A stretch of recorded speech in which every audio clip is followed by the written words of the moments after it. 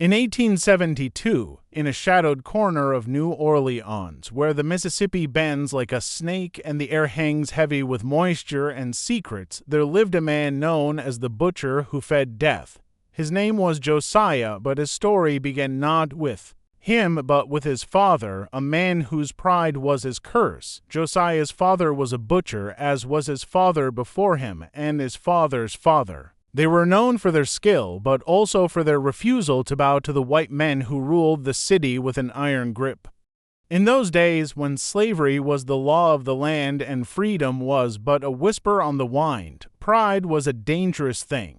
Josiah's father was a tall, strong man with hands that could cleave a carcass in two with one swing and eyes that refused to look down. One evening, when the sky was black as tar and the air thick with an oncoming storm, Josiah's father looked a white man in the eye. The white man was one of those who owned the city, one who considered himself above black folks, one who believed pride was a privilege, not a right. He ordered Josiah's father to bow, but Josiah's father refused.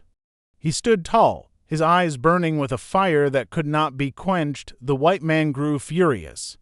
He called for others like him, and they dragged Josiah's father from his home, pulling him across the splintered boards of the floor like a wounded beast. They gave him no chance to say goodbye to his wife or son. They gave him no chance to speak a word. They simply took him, and his screams echoed through the streets like a warning dot at dawn. Josiah followed the sound of silence. He found his father, hanging from a gnarled cypress at the edge of the swamp. His bare feet were caked with mud, his eyes open, staring at a sky that never blinked. Above him, crows circled, and one perched on his shoulder as if it had waited all night. They wouldn't let Josiah's mother, Lottie, cut him down. They said he died with pride, so let him rot with it. A slave named Dan buried him in secret at dusk in a grave too shallow for rest. Josiah helped scoop the dirt, handful by handful, his hands trembling, his face blank. After that, Lottie stopped speaking. Not a word, not a whisper. She had been the liveliest woman on the plantation, a midwife, a singer, a mother of 3 before death took the others. But now she was a ghost in a linen dress. She spent her days scrubbing floors that were already clean, polishing iron that didn't shine, folding rags into neat squares and unfolding them again. Her eyes stopped seeing people. She drifted from task to task like ash. Her body was alive but hollowed out inside. Josiah tried to talk to her. He brought her mint leaves for tea, bits of sugar stolen from the big house, a polished stone shaped like a heart. She never looked at him. She just hummed an old spiritual under her breath, a tune more like a moan. He sat by her at night, hugging her knees, hoping to hear the warmth of her voice, hoping for a single word, but she never spoke. She just hummed and hummed until her voice became part of the shadows, her body part of the dust. One night, the master's eldest son, Charles, a pale, heavy man who reeked of rotting peaches, entered their cabin after dark. Josiah curled up in the corner on a rag-stuffed mat, pretending to sleep. He watched from behind a sheet as Charles stood over his mother, saying nothing, just reaching out and grabbing her wrist. Lottie didn't resist. She didn't scream. She rose as if on an errand and followed him, her feet dragging across the dirt floor. That was the last sound Josiah heard before the door slammed shut. He didn't sleep that night, his heart pounding so hard it felt like it would crack a rib. She returned before dawn, her dress torn at the neck, dried blood on her thigh, a twig caught in her hair. She sat on the edge of the bed, staring at nothing. In the morning, she washed the blood from her legs at the pump while a bird sang in the trees. Josiah watched her from a distance, clutching the stone heart until his knuckles bled. The weeks that followed were quiet.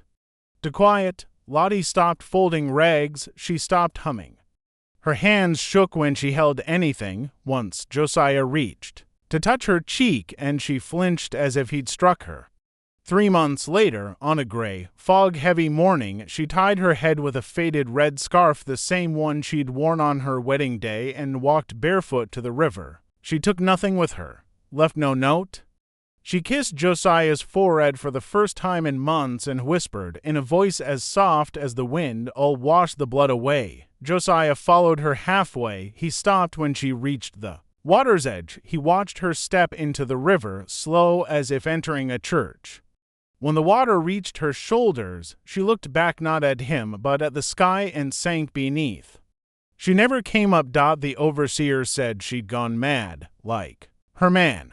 Weak slave, they said, better off gone. But Josiah knew better. He'd seen madness before. This wasn't madness. This was something else, something he couldn't name. It was what remained when the world took everything: her man, her dignity, her voice, leaving only the memory. Of pain, Josiah sat by the river until nightfall, staring where the water had swallowed her. He didn't cry, he didn't speak. When he returned to his quarters, he looked 10 years older. Something had shifted in his gaze, not broken, not shattered, not closed. From that day, he stopped asking questions, stopped expecting kindness. He worked in silence, keeping to the edges of the world, watching, absorbing, and in the quiet of the kitchen, in the smell of grease and ash, a hunger began to grow inside him. Not for food, not for comfort, but for balance. And one day, that hunger would be fed. At 10, Josiah was moved to the kitchen not as punishment, but because he didn't fit the fields. The overseers called him clumsy. He was quiet. He didn't cry when whipped, didn't beg when denied food. He just stared, cold and patient. Something in his gaze made even grown men shift in their boots. He was slight, wiry, quick, one of those children who slipped into rooms unnoticed and vanished without a sound. They said he didn't smile, even as a baby, after his mother walked into the river. He grew quieter still. He ate when told, slept when told, but his eyes, those eyes, were always moving, as if taking notes on the world and hiding them in a dark place no one could reach. The kitchen was ruled by old Mabel, a broad woman with skin like dark velvet and calloused fingers. She'd been the estate's cook for over 30 years, and no one dared cross her, not even the mistress. Her food warmed and fed the whole house. And in the South, that meant power. She ran the kitchen like a ship, with rules, knives, and fire. To Josiah, she became a kind of ghost mother. At first, Mabel barely spoke to him. She didn't need to. She'd slap a chicken on the table and say, "Gut it." If he hesitated, she'd swat his wrist. Not like that, like this, she showed him how to snap a neck in one motion. No fuss. How to peel skin like a glove. How to save every part: liver, heart, fat. Waste was a sin in the kitchen. By 11, Josiah could gut a chicken in 20 seconds and boil the bones in 30. He learned to butcher hogs, strip ox hides, and smoke meat over charcoal until the crust snapped like paper. He stirred pots taller than himself, learned to read the language of boiling water, and watched Mabel season by instinct, no measuring spoons, just memory. She taught him how to balance flavors, how to make bittersweet with molasses, how to mask spoiled meat with vinegar and spice. She taught him to bake bread without yeast, stew without salt, and make soup so thick the master would think he was full. "They love what fools them," she muttered once. Josiah never forgot that. He spoke little, answered with nods, obeyed without sound, but his eyes never stopped moving. He watched Mabel's hands, the guests who came to the kitchen with their greedy tongues and muddy boots. He watched them eat, chew, wipe their mouths like kings. And he remembered. By 15, Josiah could gut a hog blindfolded. He could cook for 40, hands still slick with fat, coals burning past sunrise. He worked without rest, never complained, never raised his voice. The mistress loved him for it, said he had a quiet spirit. The master called him Golden Hands. Guests, in long drunken rants, praised his food, saying he must have been touched by God. Some even asked if he could be loaned to neighboring plantations for special dinners.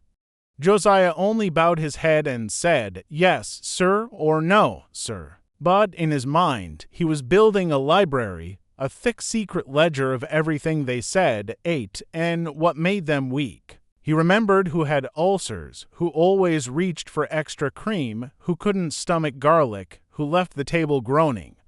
He stored it all like recipes because Josiah didn't cook for praise. He cooked for knowledge. He didn't stir too. Please. He cooked. What the whites took for obedience was observation. What they took for humility was silence woven with sharp edges, sometimes at night when the fire died low and Mabel slept on her stool with a rag over her face. Josiah experimented. He ground leaves into paste and mixed them with fat. He steeped herbs into oils, dried seeds to a crisp, tasted their bitterness on his tongue just enough to feel the burn. He cooked tiny dishes in clay bowls, adding, subtracting, adjusting. He wasn't trying to poison, not yet. He was trying to understand how people could die by taste. At 17, he saw a guest from Charleston choke on shrimp cooked in garlic oil. The man's throat swelled like a hog's bladder, and he collapsed under the table, foaming. Doctors called it an allergic reaction. Josiah stared at the uneaten plate and thought, garlic can be a blade. That night, he began cataloging combinations in his mind. Sweet pepper plus root oil equaled vomiting. Shellfish plus wine equaled swelling. Certain seeds equaled thinning blood. A new language, deadly. By 20, Josiah had taken over most of the kitchen duties. Mabel had grown old, her hands slow, her eyes cloudy. She trusted him completely. He cooked for the master, the guests, even the pastor who came once a month. His reputation spread beyond the estate. People spoke of the slave boy with golden hands. They joked he could make tree bark taste good. Some even said he was God's own cook. But Josiah didn't believe in God anymore, not after his father, not after his mother, not after seeing so many treated like dogs while the masters feasted and laughed. Josiah believed in balance and in the slow, patient work of justice. There were days when he surveyed the dining room of the big house, studying the faces of the men and women at the long table. They laughed with their mouths full, wiped grease from their lips with embroidered napkins, complimented him without meeting his eyes. He stood in the doorway, saying, "Yes, sir," or more tea, silently noting their skin. Dry, swollen, flushed. Did they have uneasy stomachs? Were they tired afterward? Every plate was a test. Every body a subject, but he waited. For years, he waited because revenge wasn't something you threw like a stone. It was a dish, and Josiah was learning to cook it perfectly, slowly, without smoke, without suspicion, deep beneath the silence, behind every yes, massa, behind every fried chicken and buttered pie, behind every biscuit laid neatly on a gold-rimmed plate. Something took root in Josiah. It wasn't rage, not the kind that shouts. It was hunger, not for food. He never cared for taste. Not for approval. He despised their praise. It was a hunger for control, for balance, for a world that would answer for what it took from his mother's body, his father's pride, his own silent soul.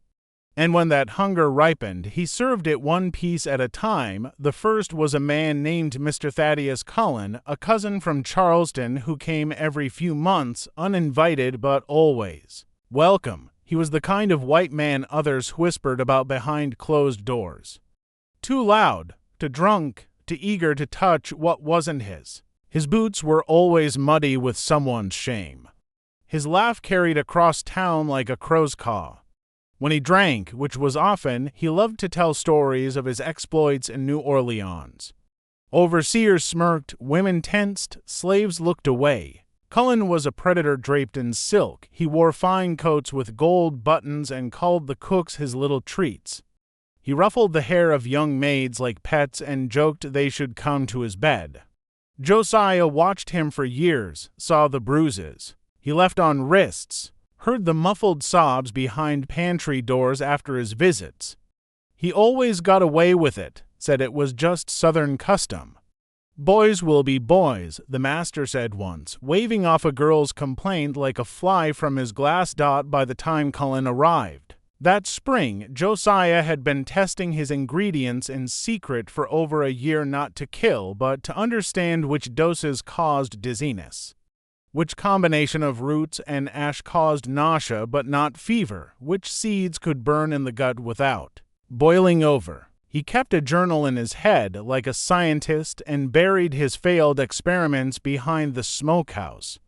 And then Cullen came, sloppier, hungrier, louder. That day, Cullen ordered a lamb stew rich, greasy, just how he liked it. Josiah cooked it with extra care, garlic, cloves, yams roasted in honey, and a powder he'd ground that morning from dried pods crushed with the blunt end of a meat mallet. The powder burned bitter on the tongue, but in a pot of stew, masked by fat and cinnamon, it dissolved without a trace. It wasn't even poison, not quite, not in a deadly sense. He'd found it was a root mix that amplified bile in the body, making it slowly eat itself from within. The right amount caused cramps, then vomiting, then silence. At dinner, Cullen licked his fingers like a dog. He belched and said, "Best damn stew I've eaten in years." He laughed at Josiah when he brought more cornbread, called him my golden N, and reached to pat his cheek. Josiah froze perfectly. Still, he didn't flinch, didn't blink, just gave a slight bow and stepped away. That night, the screams began. They came from the guest quarters just after midnight.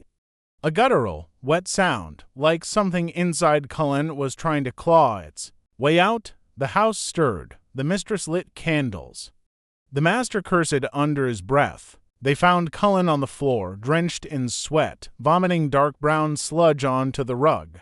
His eyes bulged, his stomach cramped. He moaned for water, then whiskey, then God. No one knew what to do. The doctor arrived before dawn, drunk and bleary-eyed. He sniffed the vomit and said it smelled of bad liquor. Drank too much, the doctor muttered. Charleston whiskey'll kill a man faster than war.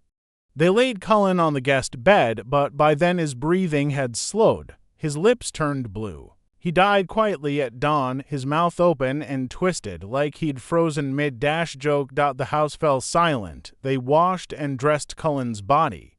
The mistress wept as they loaded him onto a wagon bound for Charleston. She placed a white rose on his chest and whispered, "At least his last meal was what he loved." Josiah stood on the top step of the kitchen stairs, watching the wagon vanish among the trees. He didn't blink, didn't sigh, but something inside him, deep in his chest where grief once lived, filled. That night he sat by the fire alone.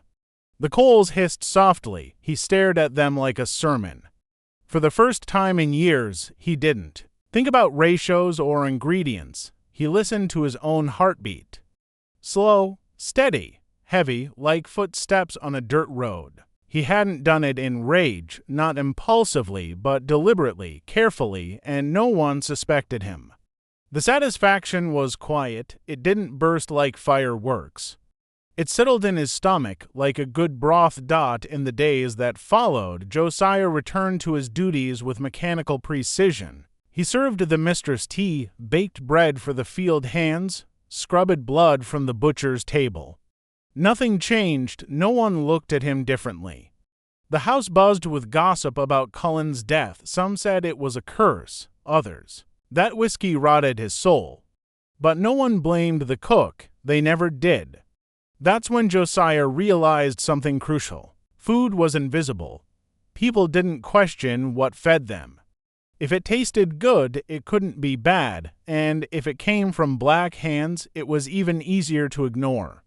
They saw him as talent, not threat, as ornament, not danger, and that meant he had power, quiet, unseen, absolute power in every pot, every roast, every plate served with a bow. After Cullen's death, he moved differently. Not arrogantly, but purposefully, watching more closely who visited the plantation, who dined in the big house, who muttered disrespect to the hands. He kept a mental list, not of enemies, but of tastes, who liked spicy food, who always asked for more butter, who avoided beans, who cleaned their plate to the bone. He didn't want to kill indiscriminately. That would be noisy, and Josiah despised noise. He wanted precision, measured justice, retribution served one piece at a time. No blood on the floor, no suspicion in the air, just illness, quiet deaths. The kind of death's white doctors excused with lies and arrogance. He was no longer just a cook. He was a composer, a surgeon, a god behind the stove. One late evening, as he scrubbed copper pots, Mabel old, half-blind Mabel shuffled past and paused. She tilted her head as if trying to see his silhouette in the lamplight. Then she said, softly, "You cook different now." Josiah didn't turn. He wiped the pan again and said, "Just making the taste better." Mabel watched a moment longer, then left. She didn't ask again. That spring, guests kept coming. The dinners grew more lavish. The master grew prouder. And Josiah, always quiet, always dutiful, stood at the center of it all, seasoning every dish with a calm that bordered on holiness, but deep beneath his apron and the ash, something else was rising. Not just hunger, not just revenge, but certainty. The kind that comes after your first kill. The kind that sharpens you into something no one expects. And while the house laughed over desserts and toasts, Josiah watched, waited, and planned the next dish. By the time a year had passed since Mr. Cullen's death, Josiah had transformed. From a cook into a master not just of food, but of something far more subtle, death without suspicion. What began as an emotional impulse had become a practice, a process, an art. Every morning he worked the kitchen like a priest at an altar, chopping, stirring, blending. But beneath the surface of his rituals, another layer simmered. Few could see it. He wasn't just feeding white mouths that sang his praises. He was observing, weighing, refining every step.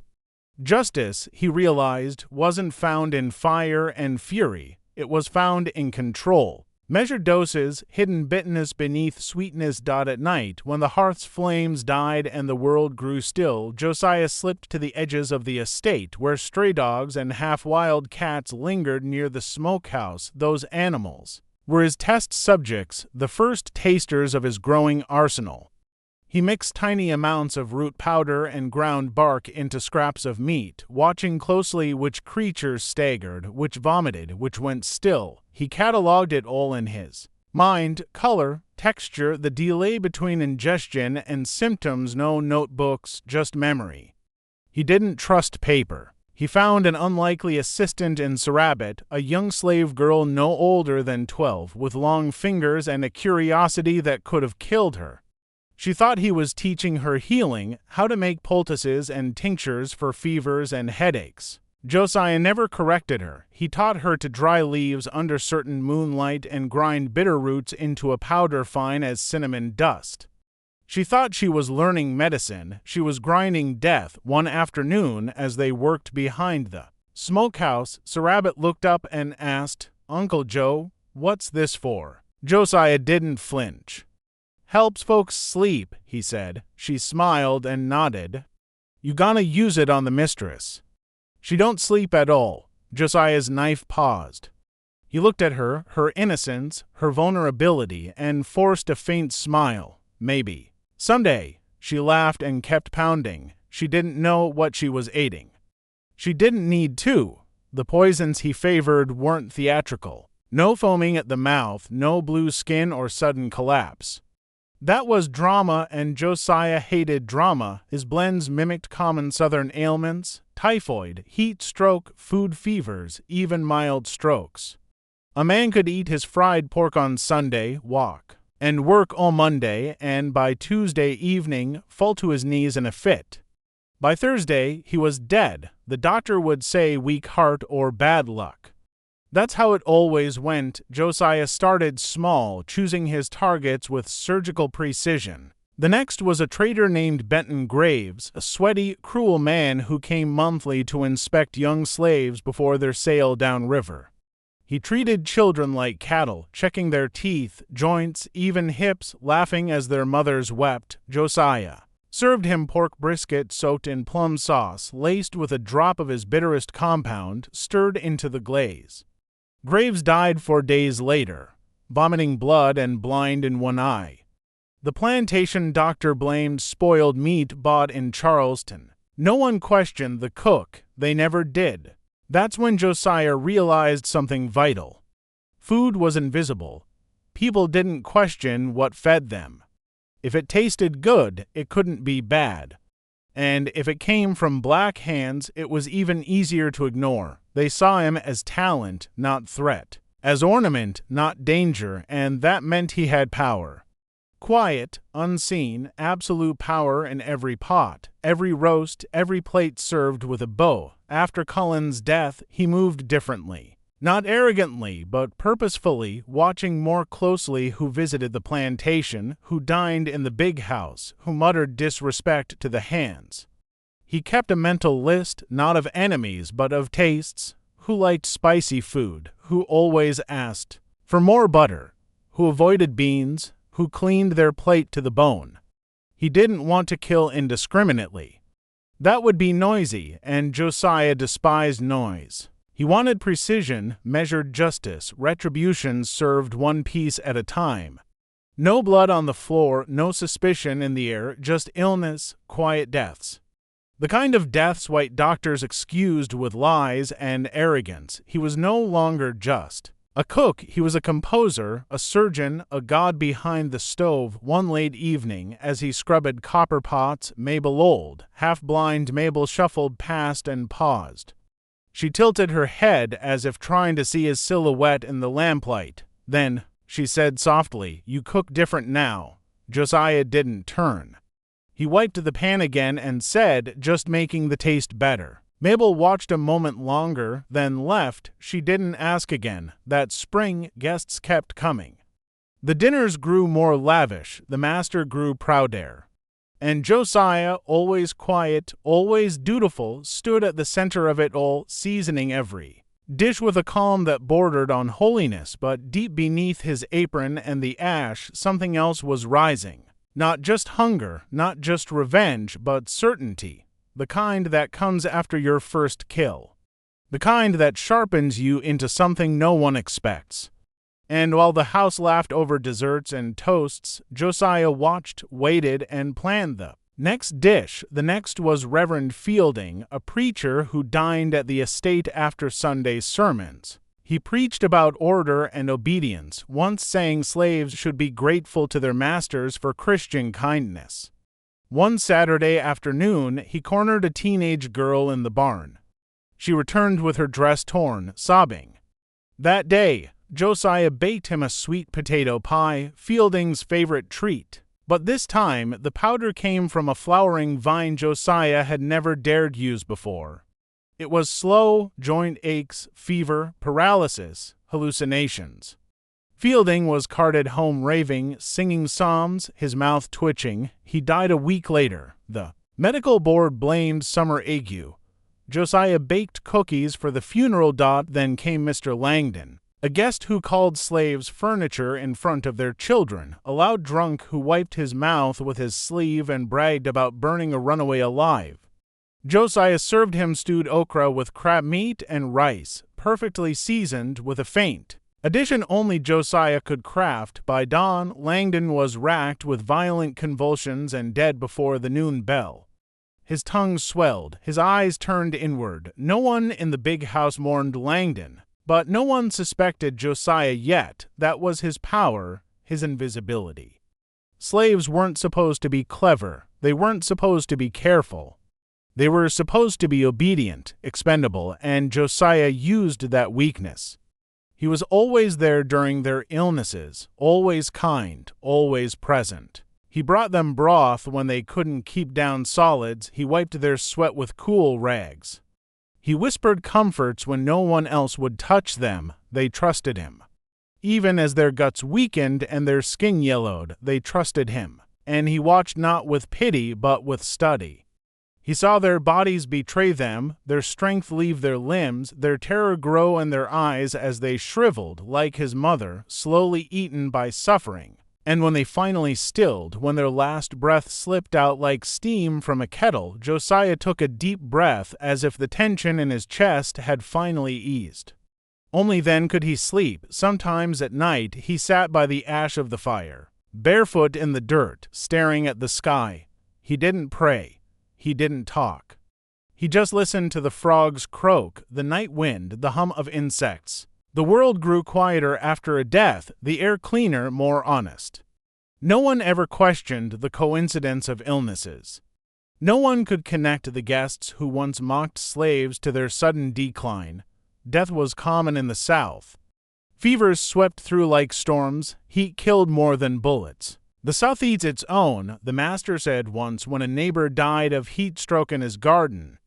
And Josiah became the weather. He kept no trophies, no records, only memory. He never killed in anger. He killed with calculation, passing the graves. Of his targets, he didn't smile, he didn't gloat. He simply acknowledged them as ingredients in a larger dish, a long overdue balancing of scales. And though he never said it aloud, one truth burned quietly in his chest. Every death was a hymn, a note in a song only he could hear. A song for his father, swinging like meat from a tree. A song for his mother, swallowed by the river. A song for every scream they were never allowed to let out. And Josiah, the quiet boy from the kitchen, the one who never smiled, never cried, never spoke above a whisper, became the composer of their requiem. One piece at a time, behind the smokehouse, past the hog pens and leaning fences, no one bothered to fix. The woods thickened into a forgotten corner of the Middleton estate. The trees there were old, gnarled like clenched fists, the ground damp year-round. That's where Josiah buried his creations. Stray cats, dogs, rats, possums he'd fed his early mixtures. It was a quiet graveyard of his failures and lessons, stitched into the earth like pages of a book no one would ever read. But the ground doesn't keep secrets forever. One muggy afternoon in late June, when cicadas screamed like sirens and the sun hung heavy in the sky, a mangy dog from a neighboring field began digging near the henhouse. It sniffed and clawed at the wet earth, frantic. A few children working nearby laughed at first until the dog unearthed something white, small. A human jawbone, tiny, panic tore through the slave quarters like wildfire. Some said it was a runaway child sold years ago. Others whispered of an infant born dead in the night and buried in secret.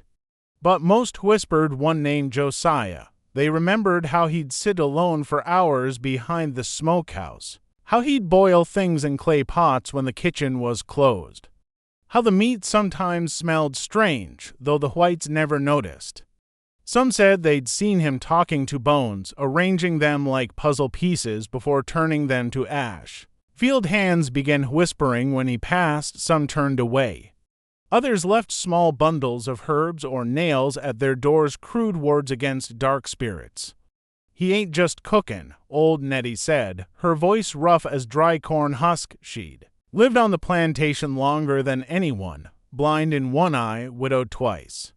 She sat outside her cabin most days, shelling peas and muttering. That night she spoke louder than usual. He remembers every cut, every name, that boy's mixin'. Ghosts in the food. Children were warned not to follow Josiah, even the bold ones. Boys who used to sneak to the smokehouse to steal fat or burnt bread started giving the kitchen a wide berth. But Josiah said nothing, did nothing, just kept cooking with the same silent precision, as if the world hadn't shifted. The tension grew anyway. Mr. Platt, the overseer, had never liked Josiah. He didn't like that the boy never looked scared, that he worked to clean, to quiet. In Platt's mind, slaves were supposed to groan, sweat, and cry on command, but Josiah made no sound. He just watched. And that unnerved Platt. When the jawbone was found, Platt's attention sharpened. He started watching Josiah closer, lingering. Near the kitchen more often, he'd barge into the smokehouse unannounced, asking questions. How long was the meat cured? What was in it? Why was the fire burning so late? Josiah answered in a flat tone, always respectful, always vague. Platt found nothing, but it only made him angrier. He started blaming Josiah for everything: spoiled meat, misplaced knives, a guest's illness from obvious overdrinking. Josiah never argued, he just nodded and fixed what was asked. But something in his eyes had changed, a glint of calculation, the stillness of a blade before it falls. Then one afternoon, Platt made a mistake. A young slave named Elijah, no older than 11, collapsed in the field from heat stroke. He'd been coughing all morning, pale and weak, but Platt wouldn't let him rest. When Elijah finally fell face first into the dirt, Platt flew into a rage. He dragged the boy behind the barn and beat him with a whip until the skin on his back split.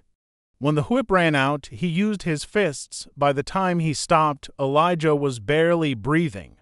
His ribs were cracked, one arm bent at a wrong angle. Josiah watched from the kitchen window. He didn't move, didn't speak, just looked. That evening, he cooked pork glazed in sorghum with rosemary and thick cornbread soaked in buttermilk. He carried a full plate to Platt himself, hands steady, eyes down.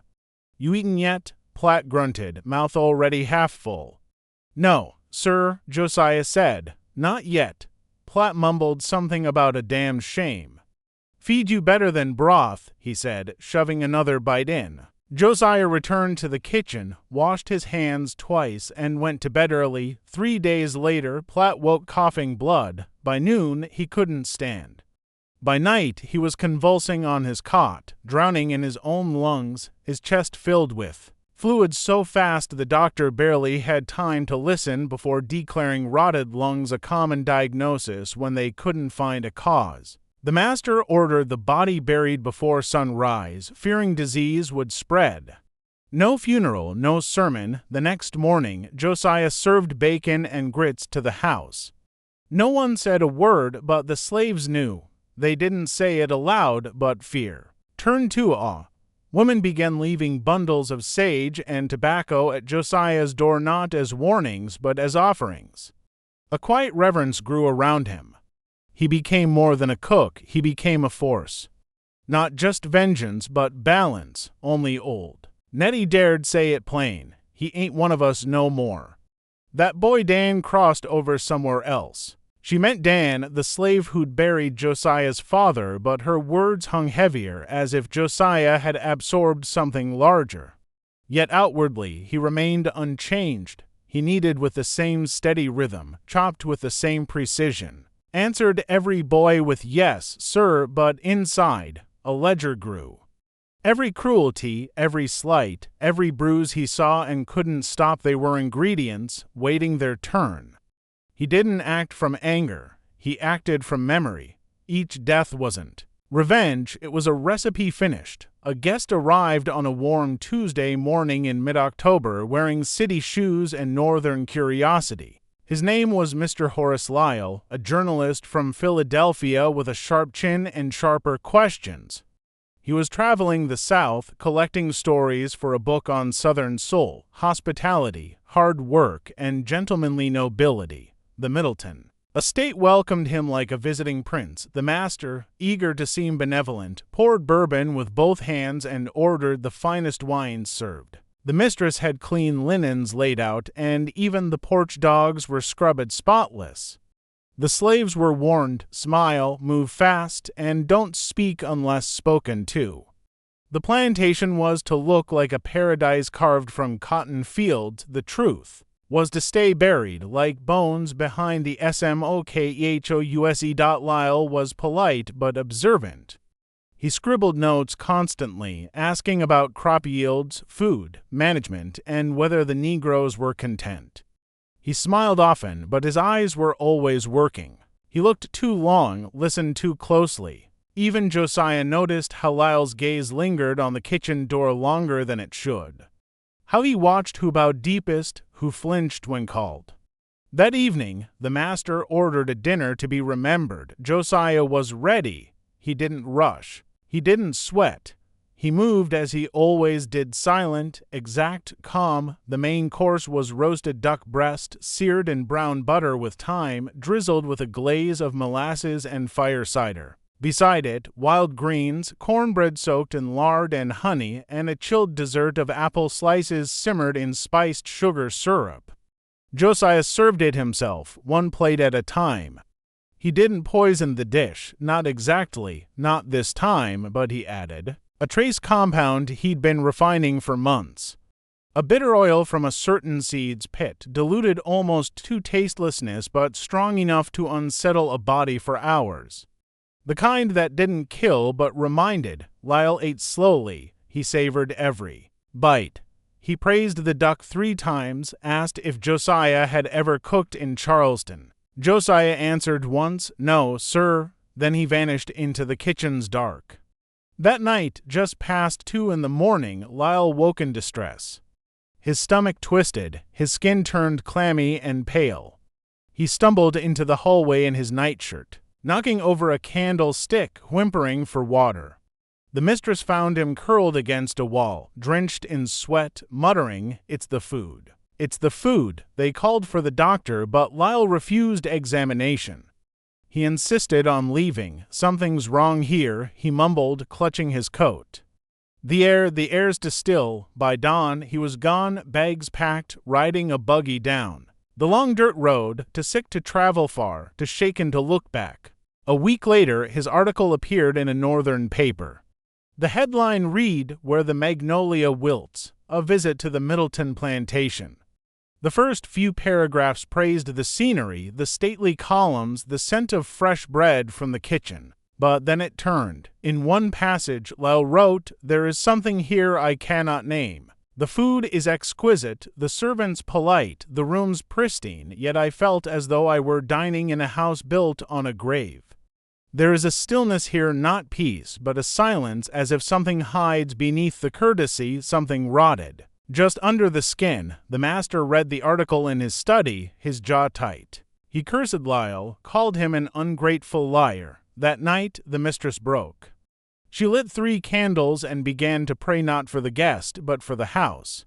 She whispered prayers into the rafters, burned herbs brought by old Nettie, and tucked a Bible under her pillow.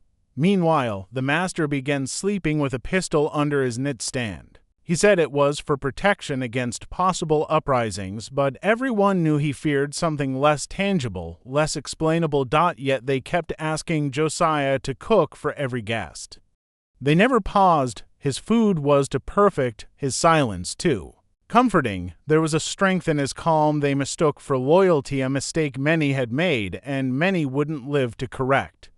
They never asked where Josiah learned to pair duck fat with vinegar syrup. They never asked how he kept meat fresh without salt in the worst summer heat. They didn't ask how he knew exactly when to pull bread before it burned, or why his hands never shook, even with knives. They didn't know about the wall behind the pantry door, hidden by hanging ladles and sacks of dried beans. Only Josiah knew how to slide the back panel aside. Only he knew about the jagged charcoal lines, barely visible in the dark, of names carved into the wood. One after another, some with dates, some with a single mark beside them, a crooked cross, or a circle. When Lyle visited, there were 29. 29 people who died, disappeared, or suffered unexplained illness since Josiah started cooking alone. Most were white, most were cruel, each was deserved in his eyes. Josiah sometimes ran his fingers over the wood, not as a ritual, but as a reminder. A list not of victims, but of lessons. Some deaths were too quick, some lingered too long, some raised questions, others dissolved into silence like sugar in tea. He learned from each one, and now he had a new name to add. Lyle didn't die, but he came close. More importantly, he spoke, he wrote, he published. He felt something true, even if he couldn't name it, that was progress. A spark under the magnolia leaves. In the days that followed, the house grew quieter. Not in routine, not in the same dinners or the hauling and weighing of cotton, but in spirit. Laughter at the table sounded forced. The master drank more, the mistress prayed longer. Guests who once clamored to dine at Middleton began declining invitations. The estate's reputation, slowly, imperceptibly, shifted from admiration to something closer to fear, but in the kitchen, Josiah remained the same. He stirred with precision, sliced with care. He served without hesitation, he answered every call. And behind his eyes, there was no storm, only still water, cold, reflective, deep enough to drown. Because Josiah now understood something few truly grasp. Real power isn't loud. It doesn't scream. It doesn't bare its teeth. Real power is invisible, like heat in a stew, like poison in honey, like a name carved on a wall no one sees until it's too late. And Josiah had never felt so powerful, not the preacher, not the overseer, not the trader, not the ones who drank from silver cups. No, it was a child's bone that broke the silence. A boy, not yet 3, who'd come to the Middleton estate, with his mother, a distant cousin of the mistress, visiting from Charleston. Blonde curls, skin like milk, and a cry that could wake the dead. He was the kind of child white folks adored and slaves feared because children like him could point, accuse, break things, and face no blame. He chased chickens through the fields, crawled under tables at dinner, wandered in and out of rooms without permission, and one morning he vanished. At first, they thought he was hiding. He was known for his antics, slipping under beds, climbing into empty crates. But when the sun set and the house's laughter turned to raised voices, worrying became panic. The mother screamed his name into the woods until her voice broke. The master ordered every slave to stop work. "Find him," he roared, "or you'll all wish you were dead." The search lasted 2 days. Men scoured the fields, dogs sniffed dirt paths. They overturned barrels, checked wells, rummaged through kitchen pantries. Even sent runners to the nearest river, fearing the worst. It was only on the 3rd day, in the thick, humid twilight, that a smell led them to the smokehouse. The fire was low. Josiah said he was rendering fat, saving bones for broth. No one questioned him. He was just the cook. But when one of the hounds began clawing at the embers, whimpering, smoke curling over the ash, the men brought shovels and tongs to the coals. That's when they pulled it out, a bone, short, pale, charred black at one end. A femur too small for any animal. The air went still, the heat seemed to vanish. A scream broke out, though no one could later say whose. Panic erupted like gunpowder. The search ended, the punishment began. Slaves were lined up and whipped, no questions, just lashes. Men bled from their backs before they could protest. Women were dragged from their beds, a stable hen nearly drowned in the horse trough. Infants were torn from their mothers and inspected, as if their mouths might yield more bones. But Josiah went untouched. The master waved it off. "The cook," he said, rubbing his temples, "he feeds us." He wouldn't, and Josiah stood silently in the kitchen doorway, watching the chaos he hadn't caused but always anticipated. His face was blank, calm, his apron still damp with broth. The whippings went on for 2 days. Then, on the 3rd morning, as dawn broke and the fields glistened with dew and blood, one of the hands broke. His name was Isaac, 16, skinny, nervous, with a gash on his left cheek from the whip. He didn't want to speak, but the sight of another boy being beaten, his endless screams, cracked something inside him. "Check the floorboards," he said. Barely a whisper, but it was enough. They pulled Josiah from the kitchen and tore inside. The pantry was gutted, sacks scattered, spice, jars smashed. For a while, there was nothing but shelves and brick. Then one of the hands noticed an odd seam behind the bean sacks, a board different from the rest. When they pried it open, they found a hollow space no bigger than a coffin wedged between 2 walls. Inside were jars, dozens of jars powders. In every color, green like rot, red like rust, gray like ash. Some had labels smudged beyond reading. Others held dried herbs neatly wrapped in cloth. But it was the sack of teeth that stopped them, a plain brown satchel, tied tight with twine, filled with human teeth and incisors, their roots blackened by time and fire, and behind it all, scratched into the wooden wall with charcoal and the tip of a knife, was a list. 27 names, dates, notes, doses, some marked with crosses, some underlined, some with words like quick, stewed, or delayed. Each name matched a guest who died under mysterious circumstances: a merchant, a reverend, an overseer, a cousin, a neighbor. Some hadn't even been remembered until that moment, but there they were, carved into the wood like a church ledger. The master collapsed into a chair. Sweat poured down his temples. The list trembled in his hands like a scroll. The mistress, hearing of the find, fainted on the spot, crumpling to the floor in her lace dress. No one caught her.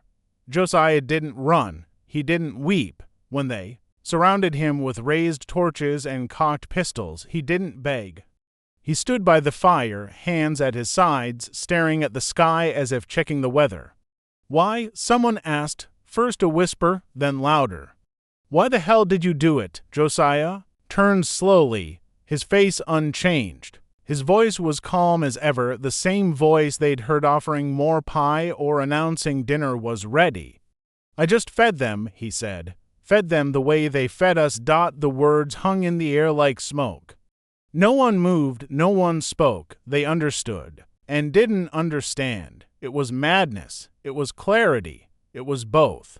They chained him before sunset, but in the hours between his arrest and the jail cart, something shifted on the plantation. The silence stopped being peaceful. It grew thick, suffocating, as if the earth itself choked on the truth. The hands refused to enter the kitchen, some refused to eat.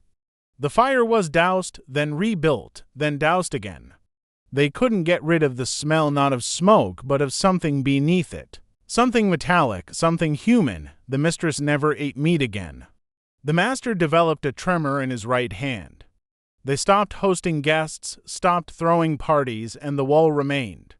27 names, written by a hand that never shook. They hanged him 2 days later. No judge was called, no preacher read a passage. No white man dared pray over the body of a cook who turned food into death.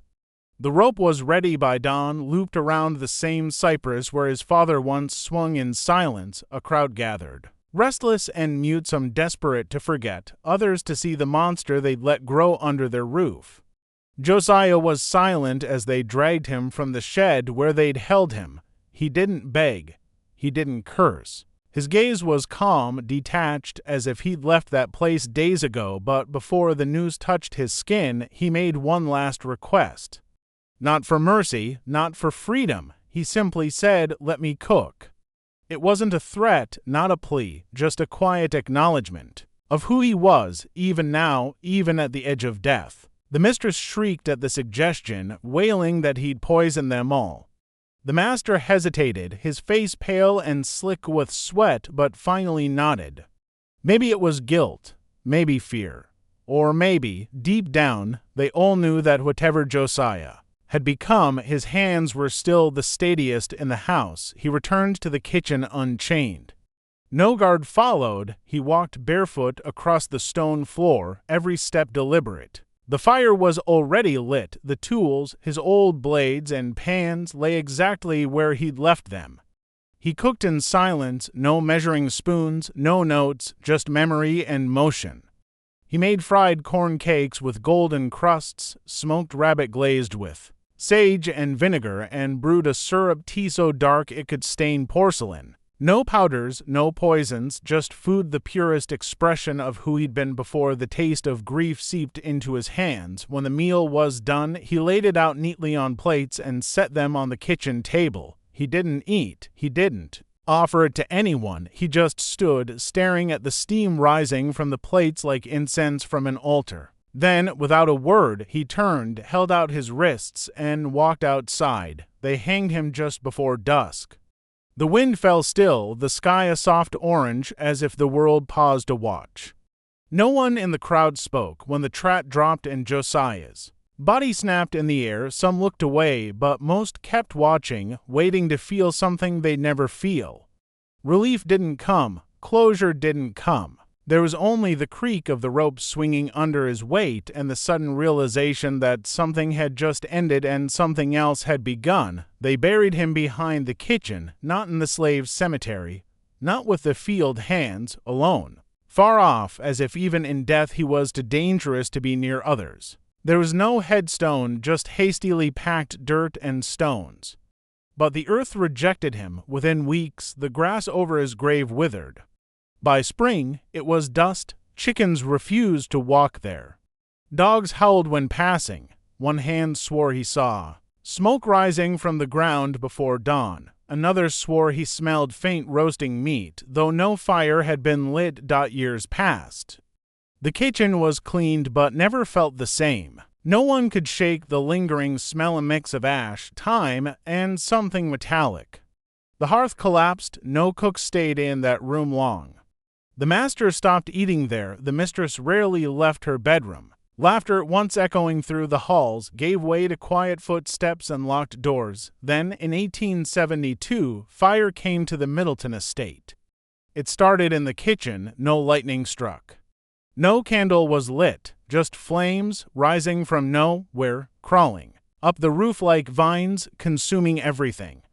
The house screamed as it burned, walls cracked, portraits blistered.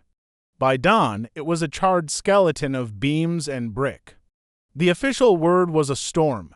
Bad luck, God's will. But those who remembered Josiah said otherwise. He came back, his spirit rising from an unmarked grave, feeding the fire himself, laying one log at a time as he once laid out dinners. They say he's still there, in the ash, in the wind, still stirring, still cooking, still hungry, not for food, but for justice, for memory, for the world to taste what it did to him.